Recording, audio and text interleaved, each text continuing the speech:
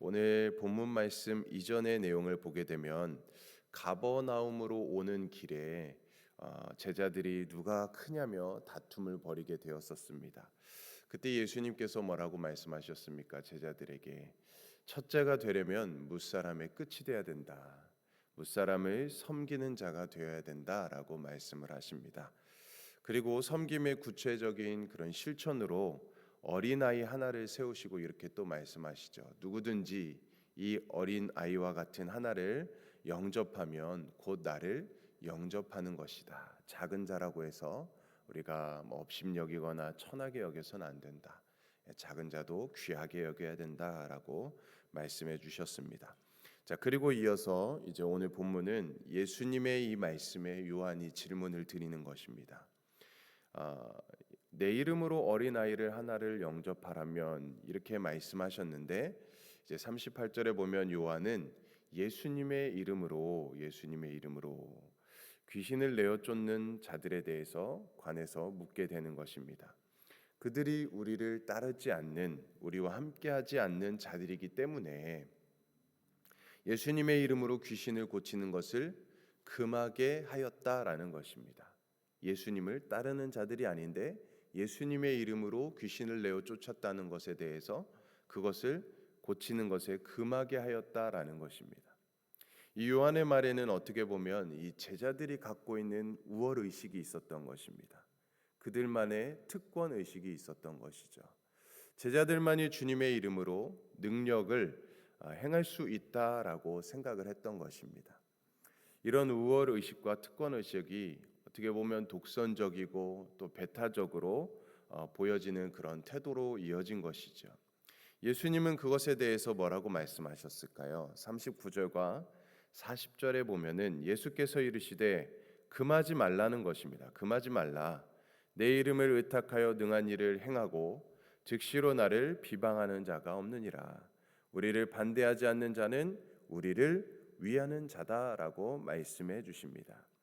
예수님은 비록 지금 우리를 따르지 않는 자라고 하더라도 예수의 이름으로 일하는 사람이라면 그들을 관용해 주어야 된다라고 말씀하고 계신 것입니다.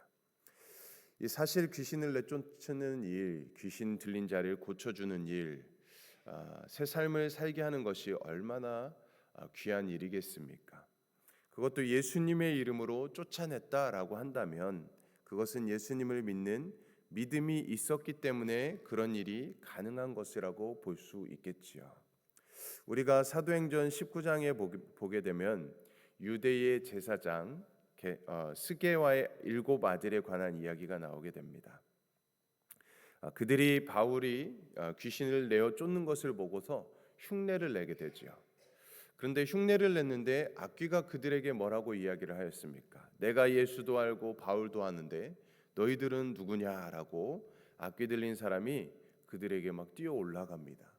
그래서 그들이 막 너무나도 놀라가지고 두려워가지고 막 혼비백산 이렇게 다 도망치게 되는 그런 일들이 있지 않았습니까? 이처럼 아무리 예수님의 이름을 가지고서 이름으로 한다고 해도 믿음이 없으면 결코 귀신이 쫓아내지 않는다라는 것이죠. 그런 그들을 금한 것은 요한과 이 제자들의 어떻게 보면 배타적인 모습이었다는 것입니다. 옹졸한 모습이었다는 것이죠. 예수님은 어느 누구라도 자신을 반대하지 않고 비방하지 않는 자라면 비록 그가 예수님과 제자들의 무리와 함께 다니지 않는다고 해도 오히려 예수님의 이름으로 귀신을 쫓아냈다면 하나님의 나라를 이루는 것이다 라고 말씀하고 계십니다. 오히려 그것은 예수님과 제자들을 위하는 일이라고 말씀하고 계시는 것이죠. 자, 그러므로 우리가 섬김의 삶을 살고 섬김을 실천한다는 것은 작은 자에게만 해당되는 것이 아닙니다. 나와 다른 사람에 대해서도 예수님 안에서 우리가 관용하고 이해하고 포용할 수 있어야 된다는 것입니다. 각자에게 주신 은사를 가지고 각기 다른 모습으로 우리는 하나님의 나라를 위해서 일하며 또 주의 몸된 교회를 섬기며 살아갑니다. 예수님의 제자로 우리가 합력하여 선을 이루어 가는 것이지요. 또한 예수님은 계속해서 이렇게 말씀하십니다. 41절 말씀해 보니까 누구든지 너희가 그리스도에게 속한 자라 하여 물 한 그릇이라도 주면 내가 진실로 너희에게 이르노니 그가 결코 상을 잃지 않으리라. 사실 이 말씀을 보면 언뜻 이렇게 이해가 되지는 않는 말씀이죠. 물 한 그릇 대접했다고 해서 그리 대단한 일이라고 생각할 수도 있을 것입니다. 그 사람이 결코 상을 잃지 않을 것이다라고 말씀하실까라고 생각해도 볼 수 있죠. 그러나 예수님의 이름으로 귀신을 쫓아내는 일은 대단한 일인 것이죠. 그렇지만 예수님께서는 어떤 사람이 그리스도에게 속한 자라고 하여서 그 예수님을 믿고 하나님 나라를 위해서 일하는 자임을 알고 그를 위해서 물 한 잔을 건네는 그 일이 비록 작은 일처럼 보이지만 그것은 결코 작은 일이 아니다. 하나님은 그 모든 일을 작은 것도 다 기억하신다, 잊지 않으신다라는 것이죠. 그러므로 우리가 섬김의 삶은 크고 대단한 일을 해야 하는 것이 아니라는 그 사실을 우리는 기억해야 되는 것입니다. 뭔가 대단한 일, 뭔가 큰 일을 꼭 해야지만 그게 엄청 큰 섬김을 했다라고 볼 수 있는 것이 아니죠. 물론 그것도 대단하지만 작은 것 하나도 하나님은 다 기억하신다. 물 한 그릇 대접하는 작은 일이라고 해도 그것이 주를 위하는 것이라면, 주님을 위해서 드려지는 것이라면 하나님은 그것을 반드시 기억하시고 상을 베풀어 주신다는 것입니다. 자, 이어서 예수님은 갑자기 무시무시한 이야기를 하고 계십니다. 42절에 보니까요. 또 누구든지 나를 믿는 이 작은 자들 중 하나라도 실족하게 하면 차라리 연자 맷돌이 그 목에 매어 바다에 던져지는 것이 낫다라고 말씀합니다. 여기서의 이 작은 자들은 아직 예수님을 믿은 지 얼마 안 된 자들, 믿음이 연약한 자들이겠죠. 그들은 아직 스스로의 믿음으로 서지 못한 자들입니다. 그래서 주의 영향을 많이 받습니다. 그렇기 때문에 주변에 있는 사람들은 그들에게 어떻게 하느냐, 그 작은 자의 믿음을 성숙시키는가, 그렇지 않은가를 결정하게 되는 것입니다. 자, 그런데 갑자기 왜 이 말씀을 하셨을까? 이는 앞에 우리가 읽진 않았지만 37절에 어린아이 하나를 영접하는 일에 관해 말씀하셨기 때문입니다. 예수님은 어린아이와 같은 작은 자를 영접하는 것이 곧 나를 영접함이고 나를 보내신 하나님을 영접하는 것이라고 하셨습니다. 여기 있는 이 말씀은 곧 작은 자 한 사람을 대하는 태도가 바로 우리가 주님을 대하는 태도와 같다라는 것입니다. 그래서 작은 자를 귀하게 여겨야 된다라는 것이죠. 심지어 이런 작은 자를 실족하게 하면 차라리 연자 맷돌을 그 목에 매어 바다에 던져지는 것이 낫다라고까지 표현을 하고 있습니다. 이 연자 맷돌을 목에 메고 바다에 던져지는 것, 실제로 그 당시에 행해졌던 처형 방법의 하나라고 합니다. 그를 죽음에서 영원히 헤어나지 못하게 하는 형벌로 간주된 것입니다. 예수님은 이를 통해서 작은 자를 귀히 여겨야 되고 무엇보다 그를 실족하지 않도록 주의하라라고 말씀하고 계십니다. 그러므로 우리가 섬김의 삶을 실천하고 섬기는 데에 무엇보다도 이처럼 작은 자들, 또 믿음이 연약한 자들을 잘 돌보고 그들이 실족하지 않도록 주의하는 일이라는 사실을 우리는 기억해야 됩니다. 교회 안에서 이렇게 바라보게 되면은 새 가족들이 있죠. 그 새 가족들을 우리는 귀히 여겨야 되고 또 세심하게 잘 도와줘야 되고 또 믿음으로 그들을 잘 인도해 주어야 합니다. 이것이 바로 하나님이 기뻐하시는 최고의 섬김이라고 할 수 있는 것이죠. 우리 가정에서도 보면은 우리의 자녀들을 허락해 주시지 않았습니까? 또 그 자녀들을 믿음으로 잘 양육하는 것입니다. 어제도 우리가 어린이 주일을 보내면서 우리 목사님께서 또 우리 어린아이들을 잘 이렇게 보살피고 양육하고 그들을 사랑으로 섬겨야 된다고 말씀하셨는데 그것이 바로 하나님께서 기뻐하시는 일이라는 것입니다. 작은 자들, 연약한 자들, 그들을 잘 섬기고 돌보는 우리 성도님들의 삶이 되기를 축복합니다. 자, 그런데 예수님은 한 걸음 더 나아가서 아주 무서운 경각심을 불러일으키는 말씀을 하십니다. 43절 말씀입니다.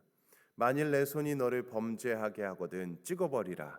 장애인으로 영생에 들어가는 것이 두 손을 가지고 지옥에 꺼지지 않는 불에 들어가는 것보다 낫다. 자, 여기 손이 범죄하면 손을 찍어버리고, 발이 범죄하거나 눈이 범죄하면 그것을 찍어버리라 말씀합니다. 네, 아주 무서운 경각심을 주는 말씀을 해주십니다.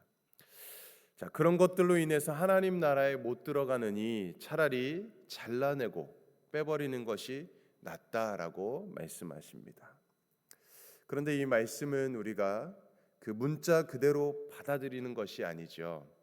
이 안에 어떤 그런 의미가 담겨져 있는 것이죠. 만약 이 말씀대로 하면은 사지가 멀쩡한 사람이 아무도 없을 것입니다. 이 말씀은 우리가 죄에 대한 그 무감각한 것, 죄에 대한 그 무감각한 것을 질타하고 계시는 그 내용이지요. 그래서 우리가 죄와 싸우는 거룩한 삶을 살아야 될 것을 말씀하고 계시는 것입니다. 우리가 피 흘리기까지 죄와 싸워서 이겨야 된다라는 그런 말씀의 내용이 담겨져 있는 것이죠. 자, 그렇다면 왜 예수님은 갑자기 이런 말씀을 하셨을까? 우리가 참된 섬김의 삶을 살자고 한다면 무엇보다도 겸손해야 함을 말씀해 주고 계시는 것입니다. 겸손해야 된다. 우리는 언제든지 죄로 인해서 실족할 수 있는 그런 연약한 존재다라는 것을 말씀해 주고 계시는 것입니다.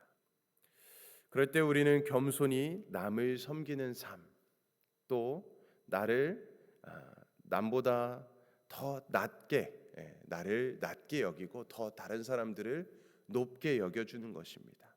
그런 겸손한 삶을 살아갈 수 있다는 것입니다. 나도 언제 죄에 무너질 수 있는 그런 사람이라는 것을 기억해라는 것이죠. 자, 그리고 이제 결론적으로 이렇게 말씀하십니다. 49절과 50절 말씀해 보니까 사람마다 불러서 소금 치듯 함을 받으리라. 소금은 좋은 것이로되 만일 소금이 그 맛을 잃으면 무엇으로 이를 짜게 하리요. 너희 속에 소금을 두고 서로 화목하라 하시니라. 자, 49절은 이 마가복음에서 어떻게 보면 좀 해석이 어려운 그런 말씀으로 봅니다. 그래서 이 학자들마다도 해석이 조금 다르긴 한데 그 중에서도 조금 이렇게 보편적인 해석으로 여겨지는 것은 무엇이냐면 이 레위기 말씀을 우리가 보지 않았습니까? 거기 레위기 2장 말씀에 보면 하나님께 소제를 드릴 때 누룩이나 꿀이 아닌 소금을 치게 되어 있었습니다. 그래서 그것으로 이제 하나님께 소제를 드리는 것이죠. 화목하게 하고 하나님께 소제를 드리는 것. 그래서 우리는 제물에 소금을 치어 하나님께 바쳐지는 것처럼 하나님을 기쁘시게 하는 그런 존재가 되어야 된다라는 것을 의미하고 있는 그런 말씀으로 보고 있습니다. 예수님은 마태복음 5장 13절에서도 너희는 세상의 소금이다라고 말씀하셨습니다. 우리는 세상의 소금에 맛을 내는 그런 삶을 살아야 된다라는 것입니다. 그것이 우리가 진정 하나님께 드려지는 기쁨의 삶이 되어야 된다라는 것이죠. 그리고 이를 위해서는 우리가 먼저 서로 화목해야 된다라는 것을 말씀해 주고 계십니다. 다름 아닌 서로 겸손히 섬겨야 된다. 섬김이 있어야 된다. 겸손히 섬겨야 된다라는 것을 말씀해 주는 것입니다. 자, 그러므로 오늘 말씀은 예수님을 따르는 참된 제자의 삶은 섬김에 있다라는 것을 우리에게 다시 한번 상기시켜 주고 있는 말씀으로 보게 됩니다. 그러므로 섬김의 모습이 구체적으로 어떻게 나타나야 되는지를 말해주고 있습니다. 우리는 서로 이해하고 또 관용을 베풀어주고 냉수 한 그릇이라도 대접할 수 있는 그런 마음이 있어야 된다는 것이죠. 그리고 다른 사람, 작은 자로 남녀노소를 막론하지 않고 실족하지 않도록 서로 주의하고 특별히 믿음이 연약한 자에게 또 우리가 주의를 기울여서 또 세심히 섬겨주고 세워주는 것입니다. 또한 늘 겸손히 나도 넘어지고 실수할 수 있는 연약한 존재라는 것을 늘 우리는 기억하시면서 그런 죄인이 될 수 있다는 것을 우리는 잊지 말고, 그래서 우리가 소금을 두고 서로 화목함 같이 겸손히 서로 섬기고 하나님을 기쁘시게 하고 또 하나님 안에서 참된 화평을 누리며 화평은 전하는 참된 제자의 삶을 살아가는 저와 여러분들의 삶이 될 수 있기를 주님의 이름으로 간절히 축원드립니다. 아멘. 우리 함께 기도하겠습니다. 하나님 아버지, 오늘도 말씀 속에 하나님의 뜻과 섭리를 깨달아 알게 하시니 감사합니다. 우리 각자에게 주신 말씀과 그 마음을 잘 간직하여서 하나님의 영광을 나타내는 하루가 되게 하여 주시옵소서. 특별히 가정의 달 5월을 보냅니다. 주님께서 허락하신 가정과 우리 교회 공동체를 통하여서 서로 한 몸과 한 마음이 되어 섬기고 사랑하는 마음을 갖게 하여 주시옵소서. 사랑하는 자녀를 위해 축복하고 기도하며 신앙의 본이 되는 부모가 되게 하시고, 맡겨주신 자녀들을 차세대의 영적 지도자들로 성장케 하시고 믿음의 유산을 계승하도록 인도하여 주시옵소서. 또한 자녀로서의 역할을 잘 감당하며 부모를 공경하고 존중하며 부모의 믿음을 잘 이어나가는 믿음의 가문, 신앙의 명문 가정으로 건강히 세워질 수 있도록 인도하여 주시옵소서. 가족뿐만 아니라 어느 누구라도 우리가 함부로 멸시하거나 조롱하거나 실족하게 하는 자가 되지 않게 하시고, 내 소중한 것을 잃게 되는 한이 있더라도 꼭 하나님 나라에 들어가고자 하는 간절한 소망과 열정으로 작은 자, 연약한 자를 겸손히 섬기는 우리의 삶이 되게 하여 주시옵소서. 소금의 맛을 잃지 않는 유일한 길이 희생임도 잊지 않게 하시고, 소금의 삶을 통해 우리의 일상이 화목으로 가득하게 하여 주시옵소서. 오늘도 겸손히 주님의 길을 따르게 하시며 모든 은혜 주심에 감사를 드리며 예수님의 이름으로 간절히 기도드리옵나이다. 아멘. 오늘은 우리 남미 지역으로 해서 기도합니다. 멕시코 우리 라준형 선교사님, 또 우리 방주일 선교사님, 또 우리 아르헨티나 김우진, 박경희, 강기한, 이육 선교사님을 위해서 함께 기도해 주시고, 5월 가정의 달입니다. 믿음의 가정, 또 하나님 복된 가정 될 수 있도록 우리 함께 가정을 위해서도 기도해 주시고 자녀를 위해서 특별히 더 기도해 주시기 원합니다. 그리고 또한 우리 교회 또 여러분들의 개인 가정의 기도 제목을 가지고도 시간 주님의 이름 한번 외치며 간절히 기도하겠습니다. 주여